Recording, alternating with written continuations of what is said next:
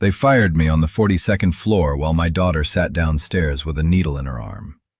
The board chair called me the basement guy because I refused to sign a safety report saying the hospital was ready for a storm. The backup generators had failed. The oxygen logs had been changed. The children's infusion unit could lose power before anyone important reached the elevator. Then the hospital lawyer spread my late rent, my grief counseling records, and my daughter's treatments across the table like poverty was proof I was crazy.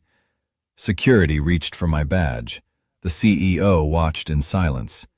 So I asked for the boardroom phone, dialed the red emergency monitor number from memory, and said, "They just retaliated against the safety officer during an active patient risk event."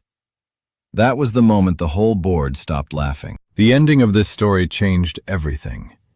Before we get there, take a quick second to join the community by hitting subscribe and tell me where you're watching from. They fired me on the 42nd floor while my daughter waited downstairs with a needle in her arm. I was standing in St. Catherine's executive boardroom wearing my Navy work jacket, the one with burn marks near the cuff from a generator panel that should have been replaced 3 years earlier. On the screen behind the CEO, a polished merger readiness presentation showed clean graphs, smiling nurses, and the words "Emergency Preparedness," fully certified in bright blue letters. I had refused to sign that certification that morning. The backup generators had failed their load test. Oxygen pressure logs had been altered. And if the storm coming off the lake hit hard enough, the pediatric infusion unit could lose power before the transfer protocol even finished printing. Ellie was down there in that unit while they questioned me. 9 years old, knit cap pulled low, holding her stuffed fox, Button, in the recliner where she got her treatments. I could not reschedule her infusion, and the board had moved the meeting up without warning. So my daughter waited below while the people above her discussed safety like it was a branding problem. Victor Lang, the board chair, leaned back in his leather chair and smiled at the others. "So the basement guy thinks he outranks medicine, finance, and governance," he said. A few board members laughed. Evelyn Hart, the CEO, sat at the head of the table, face smooth as glass. She did not laugh, but she did not stop them either. That silence did its own work. Then Marissa Crane from Legal opened a folder and made my life into a reason not to believe me. Late rent, missed shifts for Ellie's treatments, grief counseling after Grace died. She slid each page onto the table like she was laying out tools. "Mr. Mercer has shown signs of emotional fixation around infrastructure risk," she said. Not father, not technician, not the man who had kept their oxygen routing alive through 3 winter outages. Fixation. I looked at the donor portraits on the wall, then at the certification form in front of me. "I'm not withdrawing the report," I said. "Children will be connected to machines in this building during the next storm." Victor's smile disappeared. "Then you're finished." He nodded toward security by the door. "Take his badge." The guard stepped forward in front of the full board, and for 1 second I thought of Ellie downstairs asking why adults always whispered near sick kids. I unclipped my badge myself, held it in my palm, and said, "Before you take it, I need to use that phone." Victor laughed once. "For what?" I reached across the polished table, pressed the speaker button, and dialed the red emergency infrastructure monitor number from memory. When the line clicked, I said, "This is Noah Mercer, designated safety officer at St. Catherine. They just retaliated against me during an active patient risk event." The voice that came through the boardroom speaker was calm, older, and sharp enough to cut the room in half. "This is Helen Rowe. Identify the patient risk event." Marissa Crane's face changed before anyone else understood why. She knew that voice. She knew the old corrective action agreement St. Catherine liked to treat like dead paperwork still had a living phone number attached to it. I kept one hand on the conference table and looked at the screen that still said "fully certified." "Emergency readiness certification has been falsified," I said. "Backup generators failed load testing. Oxygen pressure logs show altered entries. And I have just been terminated while performing protected safety duties as designated infrastructure officer." Victor leaned toward the phone like he could charm a state monitor through the speaker. Ms. Rowe, this is Victor Lang, board chair. Mr. Mercer is a disgruntled technician misusing a dormant process during a routine merger meeting. Helen did not pause. No process involving pediatric power, oxygen routing, or emergency readiness is dormant during an active weather advisory. Nobody leaves that room. One board member stopped halfway out of his chair. Helen continued, I want the names of every person who authorized termination. The room that had laughed at me 5 minutes earlier went so quiet I could hear the ventilation click above us. Evelyn Hart looked from Marissa to Victor, and for the first time her controlled face showed a crack. You told me the corrective action was closed, she said. Marissa did not answer fast enough. That was an answer by itself. Security had been reaching for my badge, but the guard's hand stopped in the air like somebody had cut the power to him. Helen's voice came again. The termination is suspended pending emergency review. Preserve all generator logs, oxygen pressure records, IT failover reports, badge access history, board communications, and merger documents. Any deletion after this call will be treated as obstruction. Victor lowered his head toward Marissa and whispered, not softly enough, he never should have had emergency access. I heard it. So did Helen. Mr. Lang, she said, repeat that for the record. Victor straightened, face tight, and said nothing. My badge was still in my palm. My job, technically, still existed. But when I stepped out of that boardroom, I did not feel protected. I felt marked. Downstairs, Ellie was still waiting for medicine in a building whose leaders had just been ordered not to destroy evidence.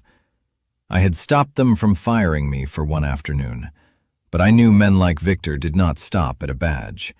They would go after my rent, my record, and anything tied to my daughter's care. By morning, St. Catherine had turned me from a safety officer into a grieving technician with a grudge.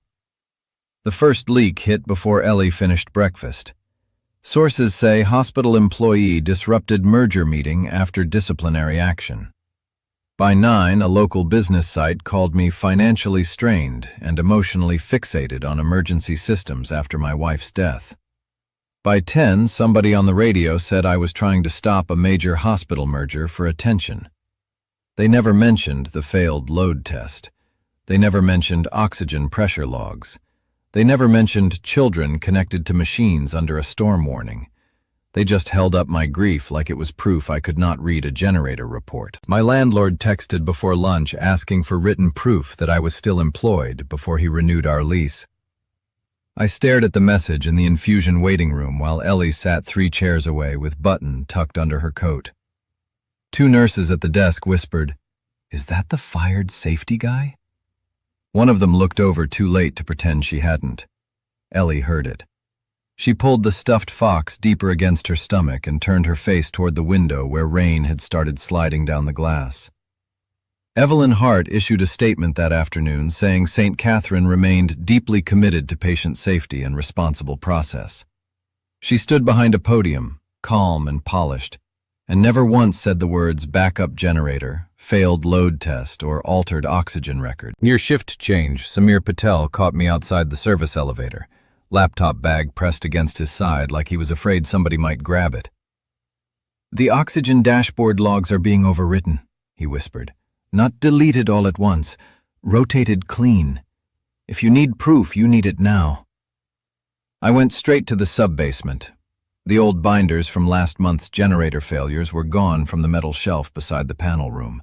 In their place were clean replacement binders with neat tabs, fresh printouts, and no handwritten notes from the night the pediatric floor dipped below safe reserve. Someone had made the past look organized. Dr. Ortiz found me there 20 minutes later. She did not waste time asking what I knew. She handed me a copy of an incident report she had kept off the shared drive. 2 weeks earlier, a backup battery on the pediatric infusion unit had nearly failed during a short transfer test. A child's pump alarmed for 13 seconds before a nurse caught it. 13 seconds. That was all that stood between hidden paperwork and a body in a chair. I looked at the clean binders, then at the report in my hand, and understood the board was not hiding a problem that might happen.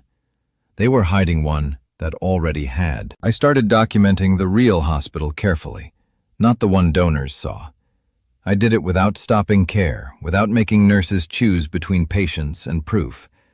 Generator alarm timestamps, oxygen pressure dips, battery age labels, emergency stairwell doors that unlocked perfectly on normal power and stuck when I tested backup mode.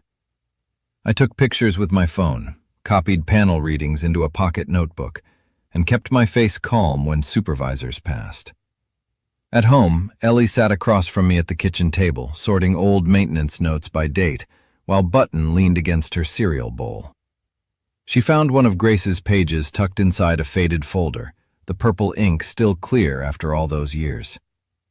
Hospitals fail in silence before they fail in public. Ellie read it twice, then looked at me like her mother had just walked into the room and warned us both. That was the part that made my hands slow down. Every note I copied, every photo I saved, every call I took from Samir or Dr. Ortiz seemed to pull Ellie deeper into a fight she had never asked for. She should have been worrying about spelling tests and whether her infusion snack tasted like cardboard. Instead, she was learning words like failover, retaliation, and authorization review. The next morning, Dr. Ortiz caught me near the pediatric supply closet and handed me a stack of complaint summaries. "We were told not to write safety failure," she said. "Equipment concerns became comfort interruptions. Cold rooms became patient preference. Flickering lights became environmental adjustment." Her mouth tightened around that last phrase. They made danger sound like decor. Later that afternoon, while I was checking battery panels near the infusion unit, a teenage patient named Marcus watched me from his recliner. He had a blanket over his legs and an IV line taped to his hand. "You're the guy from downstairs," he said. I nodded, expecting another whisper about the news. Instead, he pointed at the ceiling lights. "They flicker every time the old generator kicks. Nurses tell little kids it's just the building blinking." He said it like he had memorized the lie from hearing it too often. Children knew the machines were failing before executives did, because children had to sit under them and pretend not to be scared. By evening, I found where the repair money had gone. A budget transfer buried under merger documents moved emergency infrastructure funds into integration branding, donor presentation upgrades, and executive retention bonuses. The generator room had warning tags. The boardroom had new screens. That same day, Evelyn toured the pediatric floor with a donor video crew. The rooms had been prepared like a stage: fresh blankets, charged monitors, smiling staff, no carts blocking outlets, no alarm history open on screens.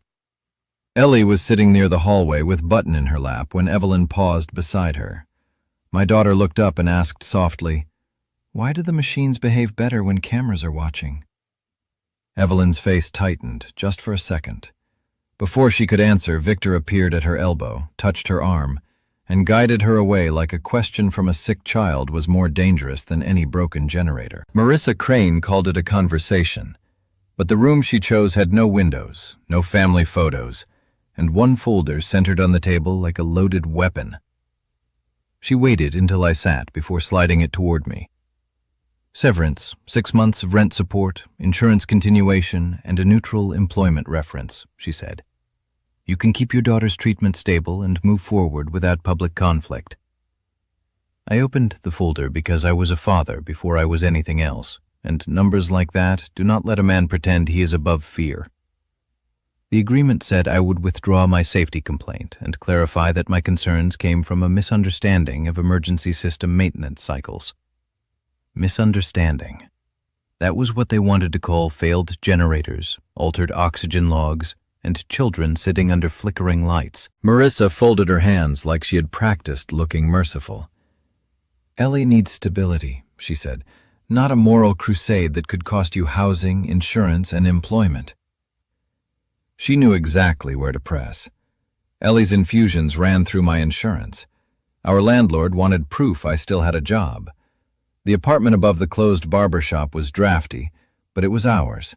and my daughter slept better when the radiator knocked because she knew the sound. I picked up the pen. For 1 second, I saw us somewhere quieter. Ellie with a room that did not smell like old pipes, a fridge with her snacks lined up. No reporters, no whispers, no board members turning Grace's death into a reason I could not be trusted. Then I saw the clause near the bottom.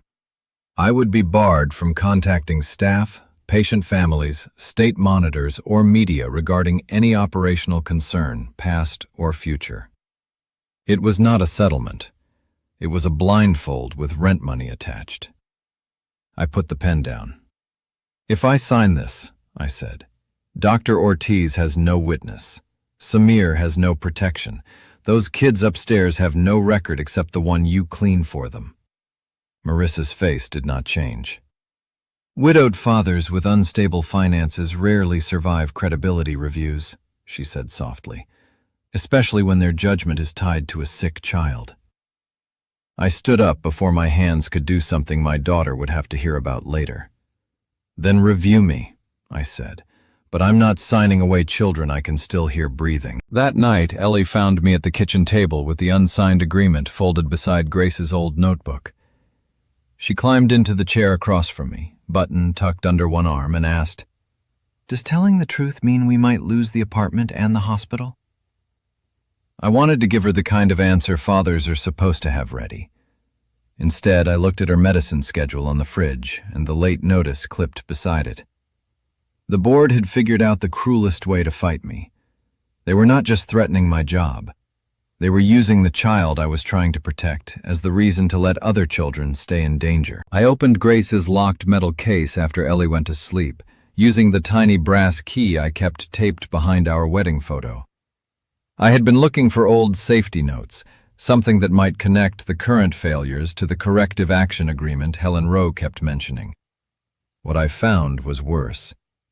Grace had kept respiratory logs from the storm outage that killed her, pages written in her purple pen with times, room numbers, oxygen readings, transfer delays, and names the hospital had polished out of public memory.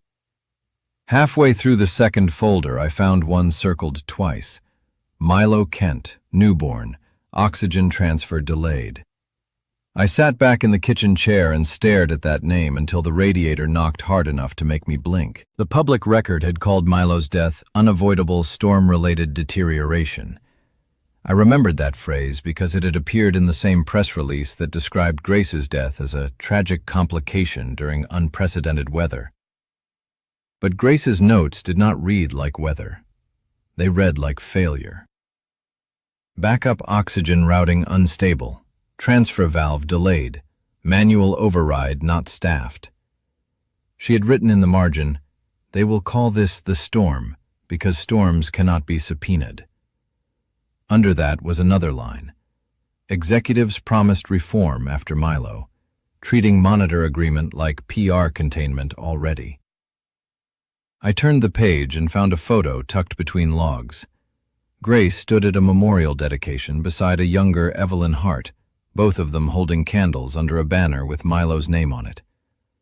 Evelyn looked different then, less polished, almost shaken.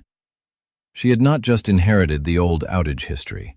She had stood close enough to hear a mother cry over it. Ellie came out for water and saw the photo before I could close the folder. She climbed into the chair beside me, button pressed under her chin. "Is that Mom?" she asked. I nodded. Her finger moved to the circled name. "Who's Milo?" I told her the smallest, true version I could. A baby who should have had more time. Ellie looked at Grace's notebook, then at the hospital badge hanging from my jacket. "Did Mom keep it because she was scared they'd forget his name?" I could not answer fast. I just pulled her close and let her hold the page without touching the ink. After she went back to bed, I scanned the references and sent them to Helen Rowe's secure line. She called within 15 minutes. Her voice was low and careful.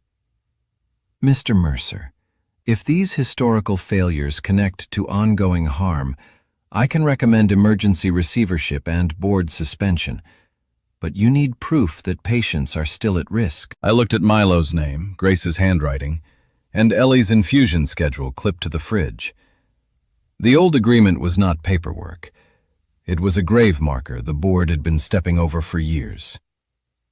Evelyn Hart came down to the sub-basement at 9:40 that night without Victor, without donors, and without the camera crew that usually made the hospital look warmer than it was. I was standing beside panel G with a heat gun in one hand and a flashlight between my teeth when the service elevator opened. She stepped out in heels too clean for that floor and looked around at the concrete walls, exposed pipes, warning stickers, and the old red phone under glass. "I want to see the emergency systems," she said. I wiped my hands on a rag. "The real ones?" I asked, "or the ones from your dashboard?" Her face tightened, but she did not leave. Ellie's question had followed her down there.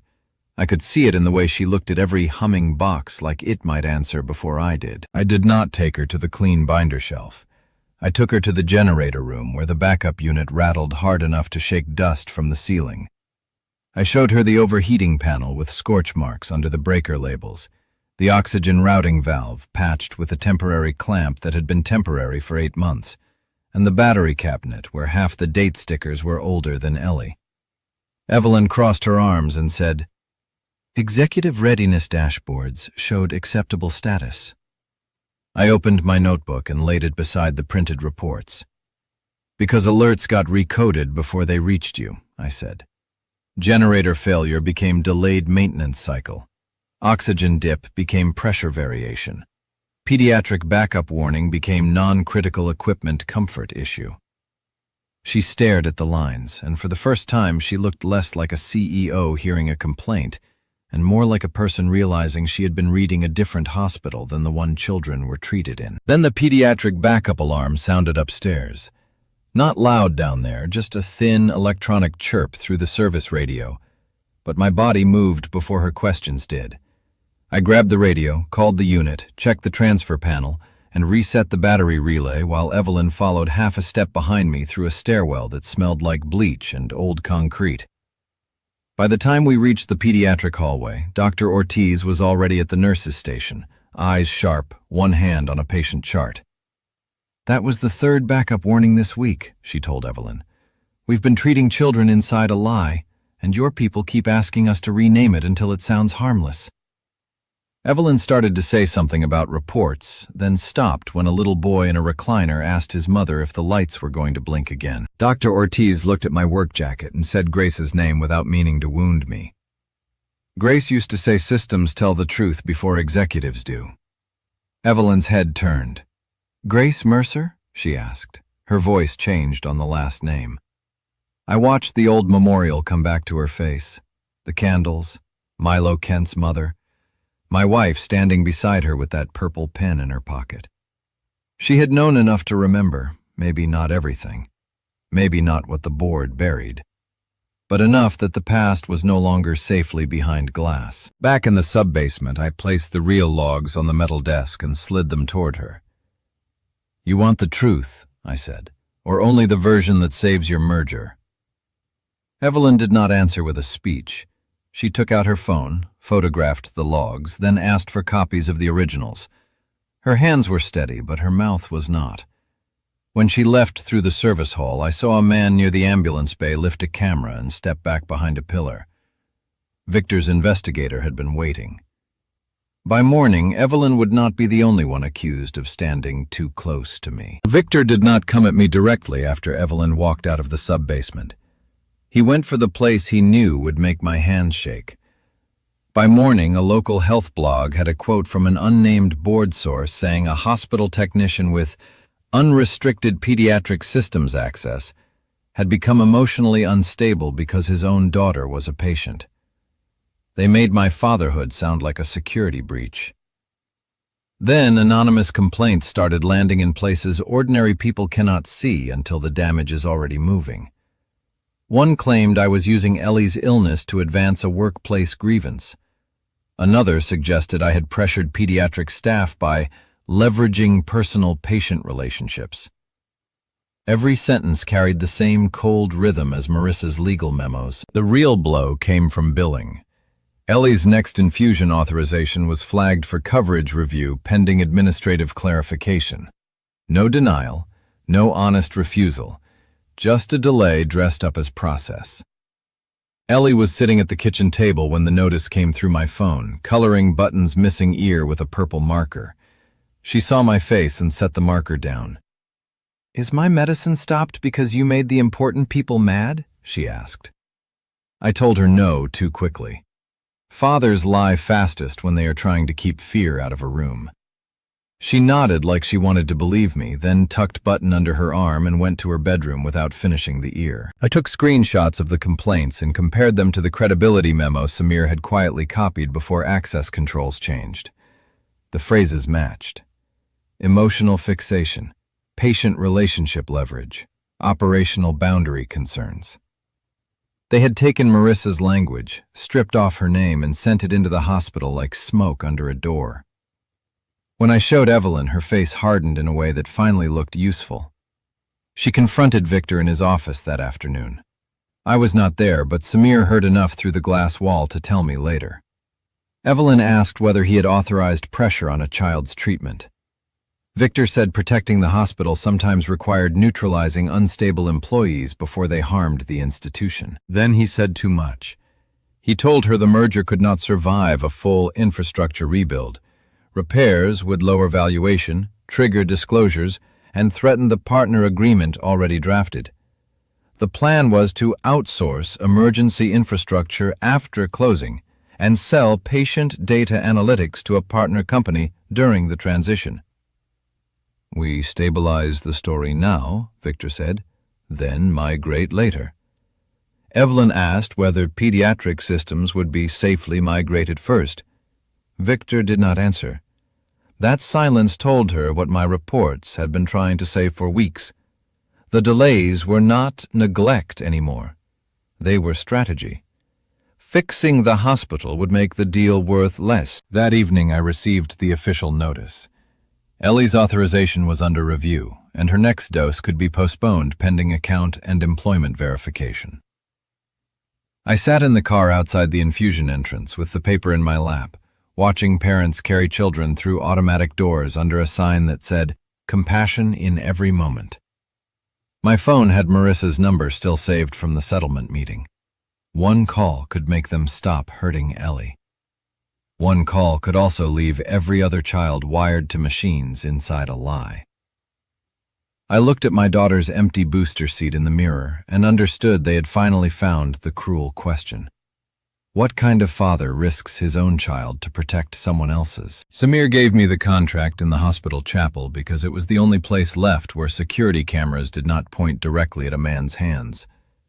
He slid a folded packet under the hymn books and sat 2 rows ahead of me like we were strangers waiting for different prayers. "Restricted server folder," he whispered without turning around. "Merger draft. Data transfer plan. I was supposed to delete the cached copy." I waited until he left before I opened it. The first pages were corporate language, partner timelines, transition milestones. Then I reached the patient continuity appendix, and my stomach went cold. Pediatric patients, infusion schedules, oxygen dependencies, backup power needs, medication windows, all grouped under one label: continuity risk units. Not children, not names, units. By the third section, Victor's shape was everywhere. His investment group sat behind one of the preferred outsourcing vendors, hidden through 2 partner companies and a consulting bridge. If St. Catherine looked too expensive to repair before the merger, the vendor contract became necessary. If the vendor contract became necessary, Victor's people got paid. The broken panels, delayed generators, and recoded alarms were not just embarrassing failures anymore. They were leverage. That same afternoon, Evelyn received the contract too, anonymously. Samir would never say whether he sent it, but she called me from a blocked number and did not waste time pretending. "He's been using the unsafe systems to justify the outsourcing," she said. Her voice sounded different, like she had finally seen the price tag hanging from every child in that unit. Marissa moved before we could get the file to monitor row. A special board vote was scheduled for the next morning to approve merger acceleration and emergency vendor transition. Then, an hour later, the time changed. Moved up 12 hours. Tonight. Samir met me in the sub-basement with server logs on an encrypted drive. Dr. Ortiz brought patient risk events and the backup battery report she had kept off the shared system. I pulled oxygen pressure data, generator alarms, Grace's notebook, and Milo Kent's name from the metal case in my locker. We worked at a steel maintenance table while the hospital hummed above us like nothing was wrong. Ellie found us when Nora from reception brought her down after infusion. She was tired, pale, button tucked under one arm, but she opened her sketchbook and pulled out a drawing of the infusion room during the flicker. In it, the lights were half dark, nurses were smiling too hard, and the children's machines had little scared faces. "Use this," she said. "Adults keep pretending kids don't notice." My first instinct was no. Her name, her fear, her treatment, I wanted all of it far away from that boardroom. Then I looked at the contract calling children continuity risk units and realized they had already used her. They had used all of them by making them invisible. At 6:11 p.m., Samir's phone buzzed. The vote had been moved again, starting in 40 minutes. We had almost no time left to stop the merger before the lie became signed policy. I walked back into the boardroom carrying everything they had tried to make invisible. Dr. Ortiz came beside me with current pediatric incident reports pressed against her chest. Samir stayed half a step behind, laptop bag tight in his hand, eyes moving to every camera in the ceiling. In my arms were Grace's notebook, the oxygen pressure data, generator logs, Ellie's drawing, and the merger contract that treated sick children like transfer risk. The board was already seated when the doors opened. Victor looked up like I had tracked mud across his floor. "This employee is under credibility review," he said before I crossed the carpet. "He has a personal conflict involving his daughter's treatment and no authority to disrupt this vote." For a second, nobody moved. Then Evelyn, seated at the head of the table, said, "Let him present." Victor turned toward her slowly. "Evelyn." She did not look away from me. "Before any vote that affects patient infrastructure, I want the record to include what this board was not shown." That was the first time I saw the board understand she might not protect them. I set the papers on the polished table where my badge had nearly been taken days earlier. Then I opened Grace's notebook first, because numbers were easier for them to dismiss than names. "Milo Kent," I said, "newborn. Oxygen transfer delayed during the storm outage. Public record called it unavoidable deterioration." I turned to the page. "Grace Mercer, respiratory therapist, my wife. Filed internal notes showing oxygen routing failure. Dead before reform was completed." The room shifted, but I did not stop. I read names Dr. Ortiz had cleared for testimony by family consent. Children in the pediatric unit whose pumps alarmed during backup dips. A little boy whose medication refrigerator lost safe reserve. A girl whose infusion chair went dark for 13 seconds while a nurse held the line by flashlight. I placed Ellie's drawing beside the official emergency readiness chart. In the hospital version, everything was blue, green, certified, stable. In my daughter's version, the lights were half out and the machines had scared faces. A board member looked away first, then another. It is hard to call a child's fear a maintenance cycle when it is drawn in crayon. Marissa leaned forward, voice cold and clean. "Mr. Mercer is exploiting vulnerable children to save his position." I looked at her folder, then at mine. "No," I said. "You exploited them by hiding them inside categories." I opened the merger contract and read the appendix title out loud. Continuity Risk Units, Pediatric Dependencies, Emergency Data Monetization Timeline. Then I showed the ownership trail linking Victor's investment group to the vendor set to take over infrastructure after the merger. Samir connected his laptop to the screen, hands shaking now, and the chain appeared behind us.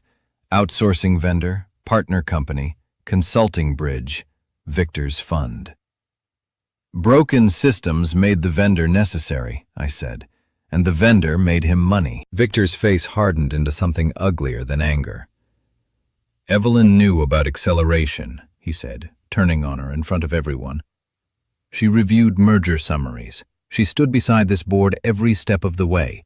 She cannot pretend she was lied to because a technician brought her a sad notebook. The room turned toward Evelyn. I saw the choice land on her shoulders. Save her career by calling it incomplete information, or admit the board had hidden patient risk from families, staff, regulators, and even her own office because she had allowed clean reports to replace hard questions. Evelyn looked at Grace's notebook, then at Ellie's drawing, and her hands slowly came off the table. Evelyn looked at Ellie's drawing for a long second, then turned toward the board. The readiness reports were manipulated, she said. Her voice was steady, but the room changed around it. Infrastructure failures were concealed from my office, from clinical leadership, from families, and from regulators. This board moved funds away from emergency repairs while presenting St. Catherine as fully prepared.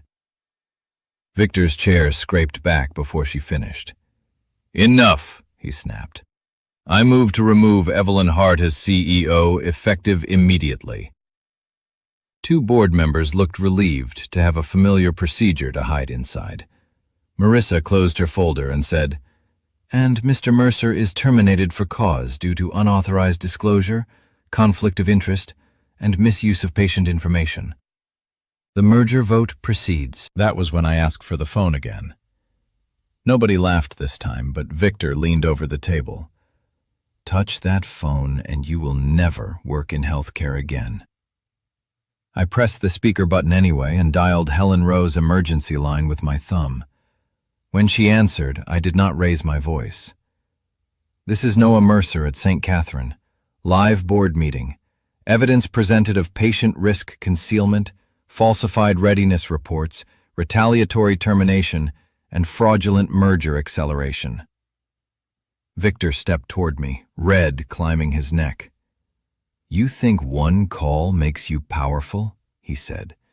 "You are a basement employee with a sick child and a dead wife you keep using as a shield." The room went dead quiet. The line was still open. Helen's voice came through the speaker like a door closing. "Mr. Lang, this call is being recorded under Emergency Infrastructure Authority." Victor froze. Helen continued. "Based on live evidence, ongoing retaliation, patient risk concealment, and attempted governance action during protected review, I am issuing an emergency recommendation for immediate suspension of board authority and temporary state-supervised receivership." Marissa stood so fast her glasses slid down her nose. "You do not have unilateral counsel," Helen cut in. "You are barred from document access effective now. Security will preserve your devices pending order." Minutes later, the boardroom doors opened. Not hospital security this time, but state officers and compliance staff with clipped badges and no interest in donor names. Board members were instructed to leave their folders and phones on the table. Victor refused until two officers stood beside him. Marissa was escorted toward legal hold. Evelyn was not restored like a winner. She was placed under monitored authority, answerable to Rowe and clinical safety staff. Downstairs, someone had put the pediatric floor live stream on a nurse's tablet, and Ellie watched the same people who tried to take my badge lose theirs. The room seemed to wait for me to smile. I did not. Grace's notebook was open in my hand to Milo Kent's name, and my daughter was still waiting for a hospital safe enough to trust. The call had fired every one of them from power.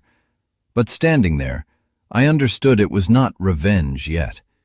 It was the first bill coming due. By the time the board's removal hit the news, my phone had become a thing I wanted to throw into the lake.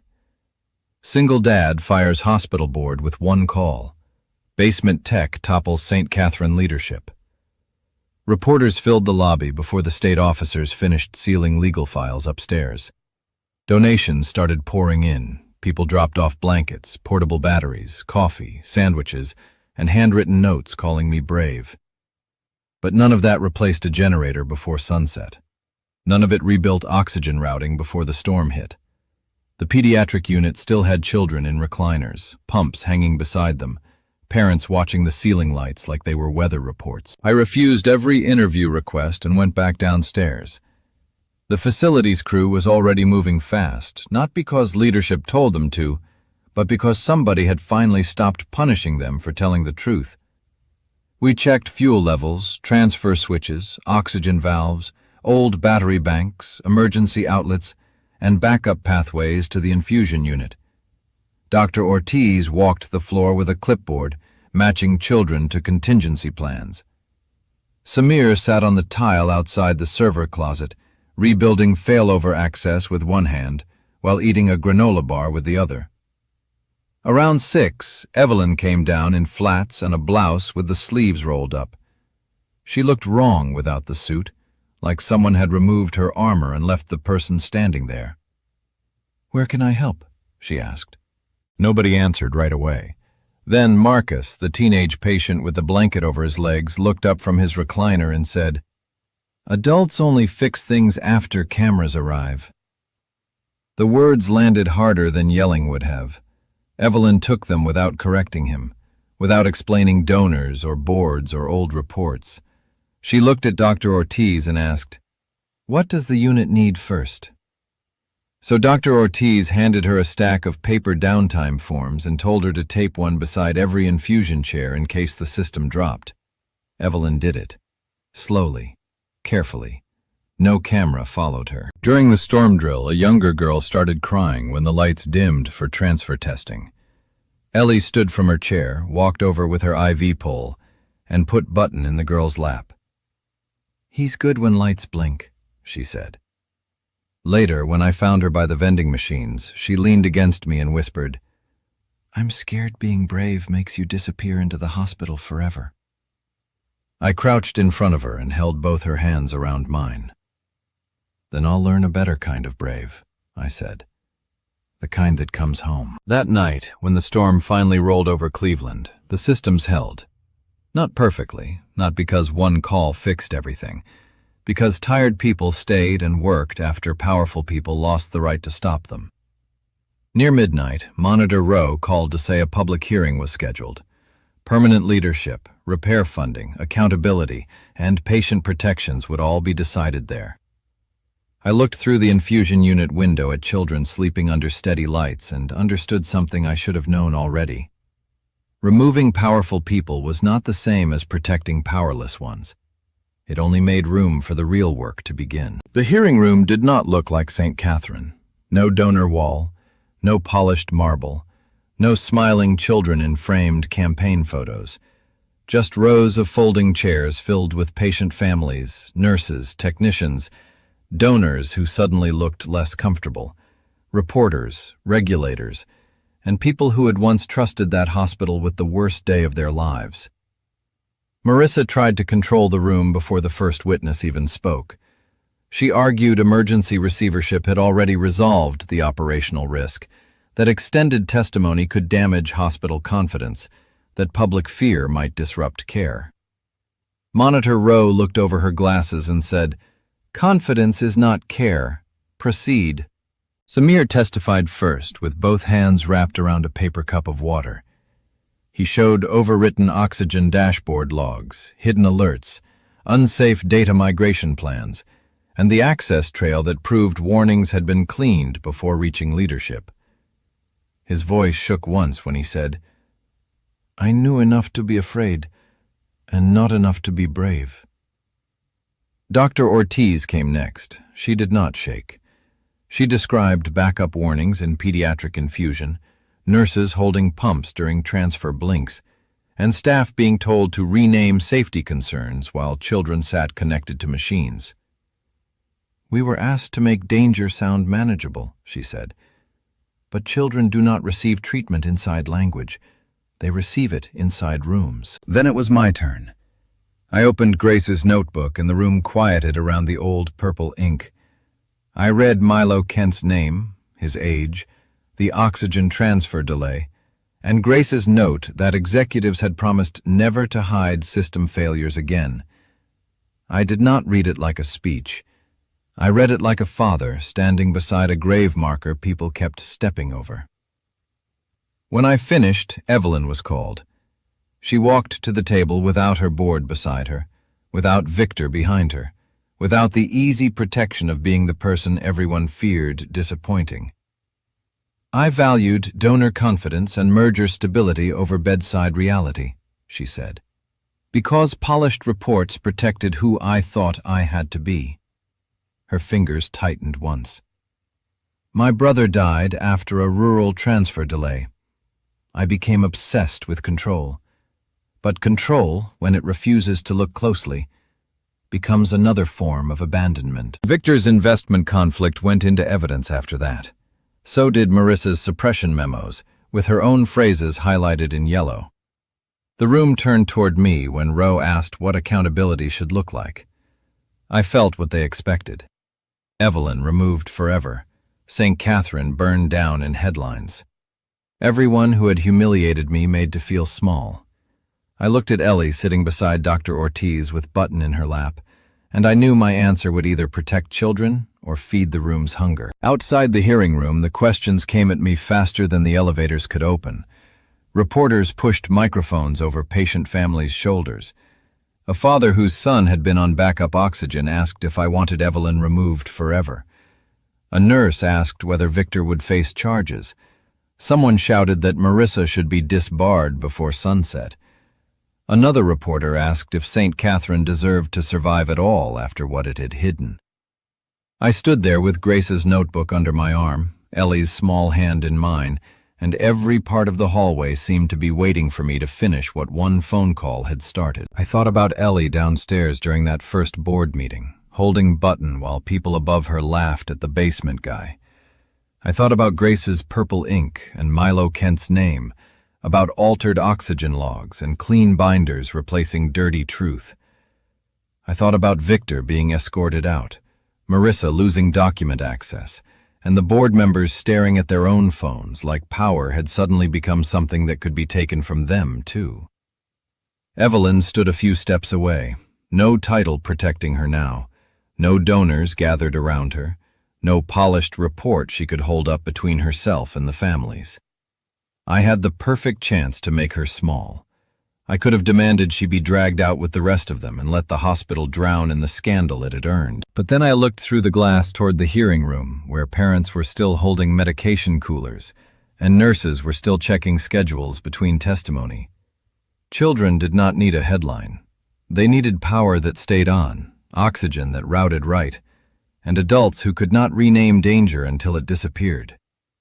So when Monitor Rowe asked for my recommendation, I said, "Permanent Patient Safety Authority with power above executives, protected staff reporting, direct family representation on every emergency review, dedicated infrastructure funding that cannot be moved into branding, bonuses, or merger costs, transparent outage reports within 24 hours, and an independent review of every hidden incident tied to St. Catherine's emergency systems." The hallway quieted because repair never sounds as satisfying as punishment.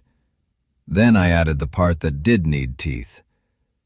Victor Lang, Marissa Crane, and every board member who concealed failures, suppressed records, or profited from unsafe outsourcing should face investigation and be permanently barred from hospital governance. Marissa looked away. Victor was not there to hear it, but I hoped someone played it for him slowly. Then I turned toward Evelyn. "She stays only under strict oversight," I said, "not because she deserves comfort, because she admitted the truth before it could save her, and she agreed to rebuild under limits she does not control." A reporter asked what I wanted for myself. I looked down at Ellie, then at Grace's notebook. Back pay, damages, protection for my daughter's treatment, compensation tied to Grace's case, but no private payout, no revenge settlement, no money that buys silence. Ellie's hand tightened around mine, not scared this time. Watching her, I finally understood that the call had not fired the board so I could feel powerful. It had done it so children would keep breathing when powerful people were done talking. St. Catherine did not become safe because the cameras showed up. It became safer because people were finally allowed to tell the truth without asking permission from the people who had hidden it. The generators were replaced instead of patched. Oxygen routing was rebuilt from the wall out, not just relabeled on a dashboard. Battery backups were upgraded, emergency doors were tested under real load, and readiness reports were put where families could see them in plain language. Green meant tested, yellow meant limited, red meant no executive could walk past it without signing their name beside a deadline. For the first time in years, the hospital stopped treating safety like a secret department below the lobby. Victor and Marissa faced investigations, and reporters kept calling for my reaction like they wanted a quote sharp enough to cut glass. I did not give them one. I had no interest in standing over ruined people for applause. I checked load test results. I read oxygen pressure reports at breakfast. I asked nurses whether they could trigger emergency alerts without waiting for a supervisor to approve the wording. Dr. Ortiz became Director of Patient Emergency Safety with protected authority to bypass executives when children were at risk. Samir led the secure rebuild and stopped deleting drafts before sending hard truths. The first time he emailed a red status warning to the full Safety Council, he walked into my office afterward and said, "I almost apologized for it." I told him not to. Evelyn changed slowly, which was the only kind of change that meant anything to me. She came to family safety meetings without cameras and sat in the second row with a notebook closed in her lap until parents finished speaking. At first, she still tried to answer pain with policy. Then she learned to wait. Reports started with patient names before percentages. Milo Kent's name appeared in the first historical review, not as a liability category, but as a child the hospital had failed. Grace's note was copied into the safety charter. Hospitals fail in silence before they fail in public. I saw Evelyn read it during one meeting and keep her eyes on the paper longer than she needed to. Ellie's treatment stabilized. My employment record was cleared. They offered me my old basement position back with an apology folded into official language, but I did not return to being the quiet man who fixed things after executives broke trust. I became patient safety advocate, a job with a plain office near the pediatric unit, and a phone families could call before a concern got renamed. One afternoon, Evelyn came to the infusion floor while Ellie was waiting with Button tucked under her arm. She did not speak to me first. She knelt just enough to meet my daughter's eyes and said, "No child should have to watch adults punish her father for keeping other children alive." Ellie looked at her for a long moment, then nodded like she was accepting the sentence, not erasing the memory. The donor wall came down that spring. In its place went Grace's safety note, Milo Kent's name, staff testimony, and Ellie's drawing of the infusion room lights half dark with little scared machines. At the bottom of the display, behind clean glass, they placed my old work badge. Ellie stood there with Button in both hands, then opened the case with Dr. Ortiz's help and set the stuffed fox beside it. "He stayed with the kids," she said softly. I looked at that badge, that fox, my wife's handwriting, and my daughter's small hand on the glass. One call had fired the board, but the real victory was making sure no child's breathing could ever be renamed into paperwork again.